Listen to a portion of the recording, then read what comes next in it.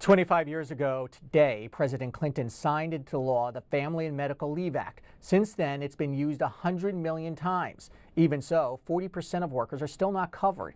With us to discuss this milestone and the work being done to improve upon it is Weston Williamson, a staff attorney at A Better Balance, an organization which works to ensure that no one has to make a decision between their family and their job. Welcome to the program, Molly. Thank you. So first, give us an overview of what the Family Leave Act provides. Sure. So the Family and Medical Leave Act, more commonly called the FMLA, is a federal law that gives covered workers the right to up to 12 weeks of unpaid time off in one of 4 situations. So when you yourself have some kind of serious health needs, so you need to recover from surgery, or you're dealing with a chronic condition like asthma or diabetes, or when a close family member has the same kind of situation, in order to bond with a new child, so if you're bringing home a new baby or adopting a new child, time to bond with that child. And last, for about the last 10 years, it's also covered some needs when a close family member is deploying with the military. Okay, but it's unpaid leave, is that correct? That's correct. Okay, so how does that impact people who simply cannot afford to be away from their job for 12 weeks? It's a significant problem. So as you mentioned, nationwide, about 40% of workers are not covered by the FMLA, but even for people who are covered, you need to be able to afford to take that time completely foregoing a paycheck, or in some cases only getting partially paid if your employer chooses to do so. And that's a real problem for lots of families, especially for low-income folks working paycheck to paycheck. Because when it comes down to it, if you can't afford to take the leave, it's kind of like you have no leave at all. Okay, now we have a map because the states are trying to improve upon the law and change it. For example, I think New York has a pretty progressive, especially New York City, progressive view of this. What have some of the states done to improve the act? So several states have actually come up with their own laws which create a right to paid leave, money in your pocket. When you're taking this leave, a lot of them actually provide even additional protections beyond that. So as you mentioned, New York, actually for about a month now, has a really groundbreaking law that provides a right to, right now it's up to 8 weeks and eventually it'll be up to 12 weeks of paid, job-protected time off for a lot of those needs we just talked about. To bond with a new child, to care for a seriously ill family member, or to address needs in connection with deployment. And a bunch of other states are doing the same. California, New Jersey, and Rhode Island already have paid leave laws in effect, and Washington, D.C. and Washington State have passed paid family and medical leave laws that'll start providing benefits in 2020. But is their concern is who's paying for this? The businesses, right? What have the businesses responded to you about how they can afford this? And if it's hurting potentially hiring people in the future? So one of the things that's really great about all of the paid leave laws in the United States is they're all set up as insurance systems. Everybody pays in a little, and when you're out on leave, the system pays you back. In most cases, it's actually employees who are paying into the system. So for example, here in New York, the paid family leave component, that part is 100% paid for by employees, so it's no money out of pocket for businesses. And we've heard these concerns sometimes when you're looking to pass these laws that it'll hurt businesses or people won't get hired.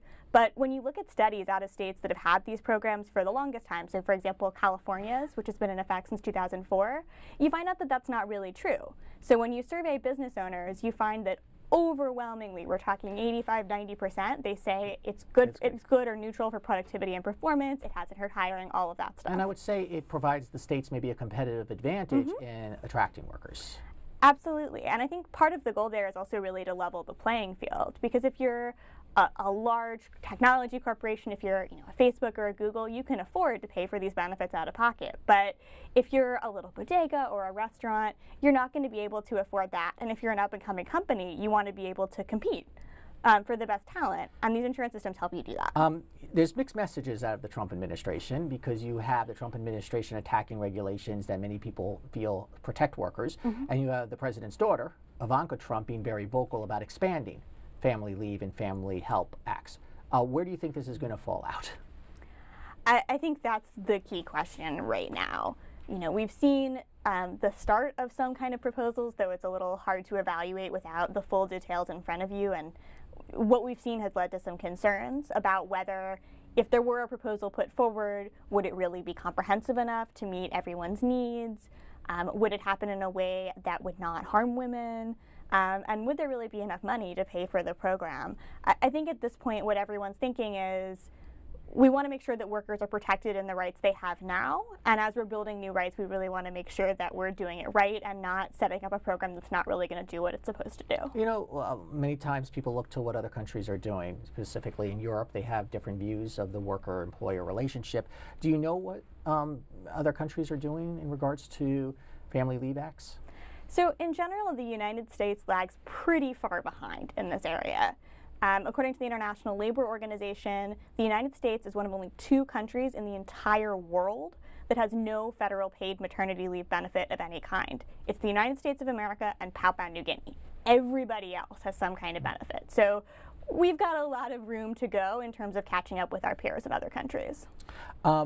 Let's talk about medical issues, because that wasn't always covered under this. Have the medical reasons for medical disability been expanded under this act?